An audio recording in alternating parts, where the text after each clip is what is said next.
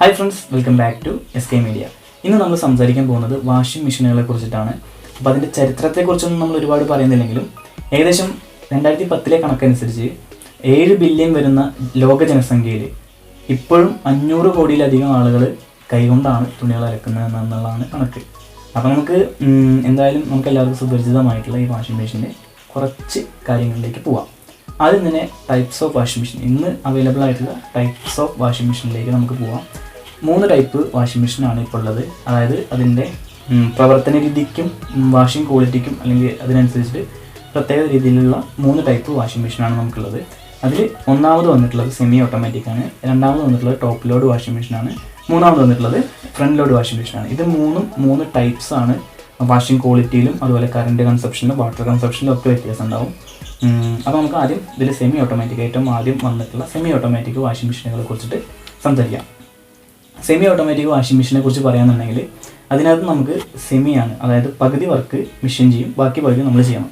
നമ്മൾ വാഷിംഗ് കഴിഞ്ഞ് തുണി എടുത്ത് ഉണങ്ങുന്നതിലേക്ക് ഇട്ടിട്ട് ചെയ്താൽ മാത്രമേ ഉള്ളൂ വർക്ക് ചെയ്യുള്ളൂ, ഉണങ്ങി കിട്ടുള്ളൂ. അപ്പോൾ നമ്മൾ വാഷിംഗ് കഴിയുന്നവരെ അവിടെ അടുത്തൊരാളുണ്ടാവണം, അത് കഴിഞ്ഞ് ഉണങ്ങാൻ എടുത്ത് മാറ്റിയിടേണ്ട ഒരു പണി നമുക്ക് അവിടെ ഉണ്ട്. അപ്പോൾ നമ്മൾ എപ്പോഴും അത് കഴിയാൻ നോക്കിയിരിക്കണം. ചിലപ്പോൾ ചില മെഷീനിലൊക്കെ അലാം ഉണ്ടാവും, എങ്കിൽ പോലും നമുക്കവിടെ കുറച്ച് സമയം നമ്മളവിടെ ഉണ്ടാവണം. നമ്മൾ വീട്ടിലില്ലെങ്കിൽ നമുക്ക് വാഷിംഗ് മാത്രമേ നടക്കുള്ളൂ. സ്പിന്നിലേക്ക് മാറ്റാനോ തുണി നനഞ്ഞ് അത് തന്നെ ഇരിക്കാനോ കുറേ പ്രശ്നങ്ങൾ സെമി ഓട്ടോമാറ്റിക് വാഷിംഗ് മെഷീനിലുണ്ട്. എപ്പോഴും ഒരാൾ കൂടെ വേണം, അതുകൊണ്ട് തന്നെയാണ് സെമി എന്ന് വിളിക്കുന്നത്. പിന്നെ ഫുള്ളി ഓട്ടോമാറ്റിക് വാഷിംഗ് മെഷീനുകളെ കുറിച്ച് പറയുകയാണെന്നുണ്ടെങ്കിൽ ഇതിലാദ്യം വരുന്നത് ടോപ്പ് ലോഡ് വാഷിംഗ് മെഷീനാണ്. ടോപ്പ് ലോഡ് വാഷിംഗ് മെഷീൻ്റെ പ്രത്യേകതകൾ എന്താ വെച്ച് കഴിഞ്ഞാൽ നമുക്ക് കൺസപ്ഷൻ, അതായത് power consumption front load washing മെഷീനെ അപേക്ഷിച്ച് കുറവായിരിക്കും. അതുപോലെ തന്നെ അതിനകത്ത് വാഷിംഗ് വരുന്നത് തുണികൾ തമ്മിൽ കൂട്ടി വരഞ്ഞിട്ടുണ്ടാകുന്ന അത് റൊട്ടേറ്റ് ചെയ്യുമ്പോൾ വെള്ളത്തിൽ തുണികൾ തമ്മിൽ ജസ്റ്റ് വരഞ്ഞിട്ട് അങ്ങനെയാണ് അതിൻ്റെ അഴുക്കൊക്കെ പോകുന്നത്. അതിനകത്ത് ടെമ്പറേച്ചർ വേണമെങ്കിൽ നമുക്ക് എക്സ്റ്റേണലായിട്ട് കൊടുക്കണം, അതിനകത്ത് ഹീറ്ററോ കാര്യങ്ങളൊന്നുമില്ല. അപ്പോൾ അങ്ങനെ കുറച്ച് പരിമിതികളാണ് ടോപ്പ് ലോഡ് വാഷിംഗ് മെഷീനകത്തുള്ളത്. പിന്നെ നമുക്ക് തുണി ഒരുപാട് കുനിഞ്ഞ് എടുക്കാതെ, അതായത് ഫ്രണ്ട് ലോഡിൽ കുനിഞ്ഞെടുക്കുന്നത് പോലെ എടുക്കേണ്ട, മുകളിൽ നിന്ന് നമുക്ക് കൈ കൊണ്ട് എടുത്തെടുക്കാം. പിന്നെ ചില ടൈപ്പ് ടോപ്പ് ലോഡ് വാഷിംഗ് മെഷീനകത്തൊരു ഒരു പരിമിതി വരുന്നത് തുണികൾ ചെറുതായിട്ട് കെട്ട് പണിഞ്ഞ് വരിക എന്നുള്ളൊരു കംപ്ലയിൻറ്റ് കിട്ടാറുണ്ട്. അത് സെമി ഓട്ടോമാറ്റിക്കലാണ് കൂടുതലായിട്ട് വരാറ്. ടോപ്പ് ലോഡ് വാഷിംഗ് മെഷീനകത്ത് ചെറിയ രീതിക്ക് അങ്ങനെ ഇതാവാറുണ്ട്, ചുരുണ്ട് വരിക, അങ്ങനെ കുറച്ച് കംപ്ലയിൻറ്റ്സ് കിട്ടാറുണ്ട്. പിന്നെ ബട്ടൺസ് ചെറുതായിട്ട് പൊട്ടുക, അങ്ങനെ കുറച്ച് കംപ്ലയിൻറ്റ്സുകളുണ്ട്. അതിനെ അപേക്ഷിച്ചിട്ട് ഫ്രണ്ട് ലോഡിലേക്ക് വരിക എന്നുണ്ടെങ്കിൽ അതിൻ്റെ ഒരു അഡ്വാൻറ്റേജ് ആയിട്ട് പറയുകയാണെന്നുണ്ടെങ്കിൽ വെള്ളത്തിൻ്റെ അളവ് വളരെ കുറവ് ഉപയോഗിക്കുള്ളൂ. ഏകദേശം ടോപ്പ് ലോഡിൽ ഒരു 160 ലിറ്റർ വെള്ളമാണ് ഒരു വാഷിങ്ങിന് ഉപയോഗിക്കണമെങ്കിൽ ഇതിനകത്ത് നമുക്കൊരു വാഷിങ്ങിന് നോർമലായിട്ടൊരു 40 to 60 മാക്സിമം 80 ലിറ്ററോളൊക്കെയാണ് നമുക്ക് ഫ്രണ്ട് ലോഡ് വാഷിംഗ് മെഷീനകത്ത് നമുക്ക് ആവശ്യം വരുള്ളൂ. 3 പ്രാവശ്യമായിരിക്കും അതിൽ വെള്ളം എടുക്കുന്നുണ്ടാവുക.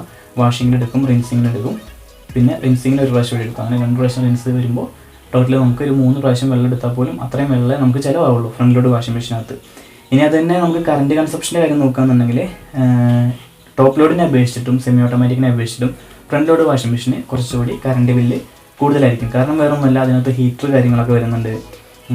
അങ്ങനെ കുറച്ച് കാര്യങ്ങളുള്ളതുകൊണ്ട് ഫ്രണ്ട് ലോഡിന് കുറച്ചുകൂടി കൺസപ്ഷൻ കൂടുതലായിരിക്കും, കറണ്ട് കൺസപ്ഷൻ കൂടുതലായിരിക്കും. അല്ല ചില ഫ്ലാറ്റുകളൊക്കെ ആണെങ്കിൽ നമുക്ക് ടൈമിൻ്റെ മാത്രമല്ല സ്പേസ് കാര്യങ്ങളൊക്കെ നോക്കിയിട്ട് ഫ്രണ്ട് ലോഡ് വാഷിംഗ് മെഷീൻ വാങ്ങുന്ന ആൾക്കാരുണ്ട്. അതുപോലെ കുനിഞ്ഞ് വർക്ക് കാര്യങ്ങൾ ചെയ്യാൻ പറ്റാത്ത ആൾക്കാരൊക്കെ ആണെങ്കിൽ ഫ്രണ്ട് ലോഡ് ഉപയോഗിക്കാൻ കുറച്ച് ബുദ്ധിമുട്ടാകും. അപ്പോൾ ടോപ്പ് ലോഡാണ് അവർ ഇത് ചെയ്യാറ്. അപ്പോൾ നമ്മുടെ ആവശ്യം എന്താണോ അത് നോക്കിയിട്ട് വാങ്ങായിരിക്കും ബെറ്റർ. അപ്പോൾ അതിൽ വന്നിട്ട് ഇനിയിപ്പോൾ നെഗറ്റീവായിട്ടുള്ള കാര്യങ്ങൾ പറയുകയാണെന്നുണ്ടെങ്കിൽ ഈ ഫ്രണ്ട് ലോഡിനകത്ത് നമുക്ക് കുറച്ച് കുനിഞ്ഞിട്ട് വേണം ഡോറ് തുറന്നിട്ട് തുണി ലോഡ് ചെയ്യാനും എടുക്കാനും. അതിൻ്റെ ഒരു പോസിറ്റീവായിട്ടുള്ള കാര്യം എന്ന് വെച്ച് കഴിഞ്ഞാൽ വാഷിംഗ് ക്വാളിറ്റി തന്നെയാണ് ഫ്രണ്ട് ലോഡ് വാഷിംഗ് മെഷീനിൽ. കാരണം തുണി അടിച്ച് കഴിയുന്നൊരു എഫക്റ്റാണ് ഫ്രണ്ട് ലോഡ് വാഷിംഗ് മെഷീനിൽ കിട്ടുക. അപ്പോൾ നമ്മളെപ്പോഴും തുണി ലോഡ് ചെയ്യുമ്പോൾ ഒരു കൈൻ്റെ ഗ്യാപ്പ് എപ്പോഴും ഫ്രീ ആയിട്ട് ഇടണം. അല്ലാന്നുണ്ടെങ്കിൽ തുണി ഒരുമിച്ച് ഡ്രമ്മിനകത്ത് കിടന്ന് കറങ്ങുകയേ ചെയ്യുള്ളൂ. അപ്പോൾ പ്രത്യേകിച്ച് വാഷിംഗ് ക്വാളിറ്റി ഒന്നും കിട്ടില്ല. ഒരു കൈ ഗ്യാപ്പ് എപ്പോഴും ഉണ്ടെങ്കിൽ തുണി നനഞ്ഞ് കഴിയുമ്പോൾ ഒന്നുകൂടി അമർന്ന് വരും. എന്നിട്ട് ഇങ്ങനെ വീഴുമ്പോൾ ഒരു സൈഡിലേക്ക് റൊട്ടേറ്റ് ചെയ്യുമ്പോൾ തുണി അടിച്ച് വീഴും, തിരിച്ച് ഇങ്ങോട്ട് ഇറങ്ങുമ്പോഴും തുണി അടിക്കും. അപ്പോൾ നമ്മളിങ്ങനെ അടിച്ച് എഴുതുന്ന അത്രയും എഫക്റ്റ് ഒന്നും ഇല്ലെങ്കിലും അതിൻ്റെ ചെറിയൊരു എഫക്റ്റ് കിട്ടും. അതുകൊണ്ടും പിന്നെ ചൂടുവെള്ളം ഉള്ളതുകൊണ്ടാണ് ഫ്രണ്ട് ലോഡിൽ വാഷിംഗ് ക്വാളിറ്റി കുറച്ചുകൂടി ബെറ്റർ ആണെന്ന് പറയുന്നത്. അത് ശരിക്കും ഉപയോഗിക്കുന്ന നല്ലത്. അതുപോലെ മെയിൻ്റനൻസ് കൂടുതലാണ് ഫ്രണ്ട് ലോഡ് വാഷിംഗ് മെഷീന്. എന്താ വെച്ചിട്ടുണ്ടെങ്കിൽ നമ്മൾ കെയർ ചെയ്യണം കുറച്ച് കാര്യങ്ങൾ. സോപ്പ് പൊടിയുടെ ഡ്രയർ എടുത്ത് ക്ലീൻ ചെയ്തില്ലാന്നുണ്ടെങ്കിൽ ആ സോപ്പ് പൊടി ഇരിക്കുന്ന ആ ഭാഗത്ത് എപ്പോഴും റസ്റ്റ് കാര്യങ്ങളൊക്കെ വരാനുള്ള ചാൻസ് കൂടുതലാണ്, തുരുമ്പെടുത്ത് പോകും. പിന്നെ അതുപോലെ ഡ്രമ്മ് ക്ലീൻ ചെയ്യണം. അതിനകത്ത് സ്റ്റീലിൻ്റെ ബാക്കിലൊരു കാസ്റ്റൻ പോലത്തെ ഒരു സംഭവമാണ് വരുന്നത് ഡ്രമ്മിൻ്റെ ബാക്കിൽ. അപ്പോൾ ഈ 3 ലെഗിൽ ഉണ്ടാവും, കുറേ ചളി പിടിച്ചിരിക്കുന്നുണ്ടാവും. അതുപോലെ സോപ്പിൻ്റെ വേസ്റ്റ് കാര്യങ്ങളൊക്കെ പിടിച്ചിരിക്കുന്നുണ്ടാവും. അപ്പോൾ ഈ സോപ്പിൻ്റെ വേസ്റ്റും കാര്യങ്ങളൊക്കെ അതിനകത്ത് ഇരുന്ന് കഴിഞ്ഞാൽ കുറച്ച് കഴിയുമ്പോൾ വാഷിംഗ് മെഷീൻ്റെ ഡ്രമ്മിന് ഷാഫ്റ്റ് പൊട്ടിപ്പോവും. ഷാഫ്റ്റ് പൊട്ടിക്കഴിഞ്ഞാൽ ഡ്രമ്മിൽ പറഞ്ഞ് ടബ് കേട് വന്ന് അങ്ങനെ ഒരുപാട് പ്രശ്നങ്ങളുണ്ടാവും. അത് ഒരുപാട് വലിയ റേറ്റിലേക്കൊക്കെ പോകും. അപ്പോൾ മെയിൻ്റനൻസ് കൂടുതലാണ് ഫ്രണ്ട് ലോഡ് വാഷിംഗ് മെഷീന്. നമ്മൾ ശ്രദ്ധിച്ചിട്ടില്ലെങ്കിൽ ഇടയ്ക്കിടയ്ക്ക് ഡ്രം ക്ലീൻ ചെയ്യണം. ഡ്രം ക്ലീൻ എന്ന് വെച്ച് കഴിഞ്ഞാൽ നമ്മൾ പലരും ചെയ്യുന്നത് സോപ്പ് പൊടിനെ ഇട്ടിട്ട് ഡ്രം ക്ലീൻ ചെയ്യാറ്. അതൊരിക്കലും ചെയ്യരുത്. കാരണം ഡ്രം ക്ലീൻ ചെയ്യുന്നത് സോപ്പ് പൊടി പോലത്തുള്ള സംഭവങ്ങളും, അതായത് അതായിട്ടുള്ള സംഭവങ്ങൾ, സോപ്പ് പൊടി, പിന്നെന്താ പറയുക, ആൽക്കൈൻ എന്നൊക്കെ പറയുന്ന സംഭവമാണ് സോപ്പ്. ആൽക്കലി എന്ന് പറയുന്നത് ആസിഡാണ്. അപ്പോൾ ഡ്രം ക്ലീനർ ശരിക്കും ഒരു ആസിഡായിട്ടാണ് ഫോം ചെയ്യുക. അപ്പോൾ ഡ്രമ്മിനകത്ത് പിടിച്ചിരിക്കുന്ന എന്താ പറയുക സോപ്പിൻ്റെ അംശങ്ങളും ചളി അങ്ങനെയുള്ള സംഭവങ്ങളൊക്കെ പോകാൻ വേണ്ടിയിട്ടാണ് ഡ്രം ക്ലീനർ യൂസ് ചെയ്യുന്നത്. ഇത് ഒരുപാട് കാലം ഡ്രം ക്ലീനർ യൂസ് ചെയ്യാറ്, കുറേ പഴക്കം ചെന്ന മെഷീൻസിലൊക്കെ ഡ്രം ക്ലീനർ യൂസ് ചെയ്യാൻ നമ്മളത്ര റെക്കമെൻഡ് ചെയ്യാറില്ല. കാരണം അപ്പോൾ അതിനകത്തുള്ള ഇതൊക്കെ ചിലപ്പോൾ ആ ഒരു ചളിയുടെ ബലത്തിലായിരിക്കും അത് നിൽക്കുന്നുണ്ടാവുക. അപ്പോൾ ഈ ഡ്രം ക്ലീൻ ചെയ്ത് കഴിഞ്ഞാൽ ചിലപ്പോൾ അത് ഫുള്ളായിട്ട് പൊട്ടിപ്പോകാനുള്ള ചാൻസ് കൂടുതലാണ്. അപ്പോൾ നമ്മൾ കറക്റ്റായിട്ട് ഡ്രം ക്ലീൻ ചെയ്യുകയാണെങ്കിൽ നമുക്ക് കൂടുതൽ കാലം യൂസ് ചെയ്യാൻ പറ്റും. അതുപോലെ വാഷിങ്ങിൻ്റെ ക്വാളിറ്റിയൊക്കെ ബെറ്റർ ആയിരിക്കും. പിന്നെ അപ്പോൾ ഫ്രണ്ട് ലോഡ് വാഷിംഗ് മെഷീൻ അതാണൊരു പോസിറ്റീവ് നെഗറ്റീവ് ഇതാണ്. ടോപ്പ് ലോഡ് വാഷിംഗ് മെഷീൻ എന്താ പ്രശ്നം എന്ന് വെച്ച് കഴിഞ്ഞാൽ പ്രശ്നങ്ങൾ ഒന്ന് വെള്ളത്തിൻ്റെ അളവ് കൂടുതൽ ഉപയോഗിക്കുന്നതാണ്. ഏകദേശം ഒരു 160 ലിറ്ററോളം വെള്ളമാണ് ഒരു വാഷിങ്ങിന് ഉപയോഗിക്കുക. അതാണ് അതിൻ്റെ ഒരു ഡിസഡ്വാൻറ്റേജ് ആയിട്ട് കണക്കാക്കാൻ പറ്റുന്നത്. പിന്നെ ഇടയ്ക്ക് തുണി ഇങ്ങനെ എന്താ പറയുക ചുറ്റി ഇതായി നിൽക്കുക എന്നൊക്കെ പറയില്ല, അങ്ങനെയുള്ള സംഭവങ്ങൾ. ബാക്കിയെല്ലാം വെച്ച് നോക്കുകയാണെങ്കിൽ പിന്നെ വാഷിംഗ് ക്വാളിറ്റി ഫ്രണ്ട് ലോഡിനെ അപേക്ഷിച്ച് കുറച്ച് കുറവായിരിക്കും. എന്നാലും അത്യാവശ്യം കുഴപ്പമില്ലാത്ത രീതിക്ക് നന്നായിട്ട് കിട്ടും.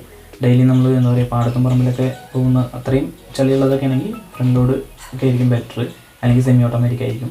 ടോപ്പ് ലോഡിനകത്ത് കുറച്ച് വാഷിംഗ് ക്വാളിറ്റി അതിനെ അപേക്ഷിച്ച് കുറവായിരിക്കും.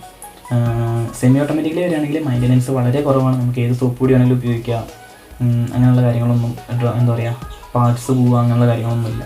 ടോപ്പ് ലോഡിനകത്ത് ബോർഡ് പോകുന്ന കംപ്ലയിൻ്റ് ഉണ്ടെങ്കിൽ സെമി ഓട്ടോമാറ്റിക്കലി അങ്ങനെയുള്ള കംപ്ലയിൻ്റ് ഒന്നും ഉണ്ടാവില്ല. കാരണം ടൈമറാണ് വരുന്നത്. ടൈമർ കാര്യങ്ങളൊക്കെ നമുക്ക് ചീപ്പ് റേറ്റിൽ കിട്ടും. ബോർഡാണെങ്കിൽ നമുക്ക് ഒരുപാട് റേറ്റ് വരും.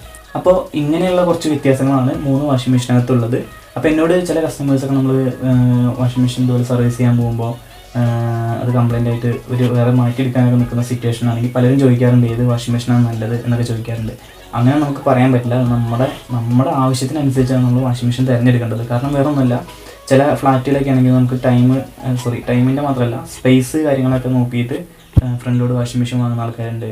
അതുപോലെ കുനിഞ്ഞ് വർക്ക് കാര്യങ്ങൾ ചെയ്യാൻ പറ്റാത്ത ആൾക്കാരൊക്കെ ആണെങ്കിൽ ഫ്രണ്ട് ലോഡ് ഉപയോഗിക്കാൻ കുറച്ച് ബുദ്ധിമുട്ടാകും. അപ്പോൾ ടോപ്പ് ലോഡാണ് അവർ ഇത് ചെയ്യാറ്. അപ്പോൾ നമ്മുടെ ആവശ്യം എന്താണോ അത് നോക്കിയിട്ട് വാങ്ങായിരിക്കും ബെറ്റർ.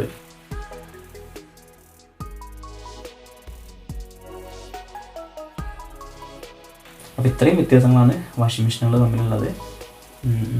അപ്പോൾ ഈ വീഡിയോ നിങ്ങൾക്ക് എല്ലാവർക്കും ഇഷ്ടമായി ഇഷ്ടമായി തീർച്ചയായും ലൈക്ക് ചെയ്യുക, ഷെയർ ചെയ്യുക, സബ്സ്ക്രൈബ് ചെയ്യുക.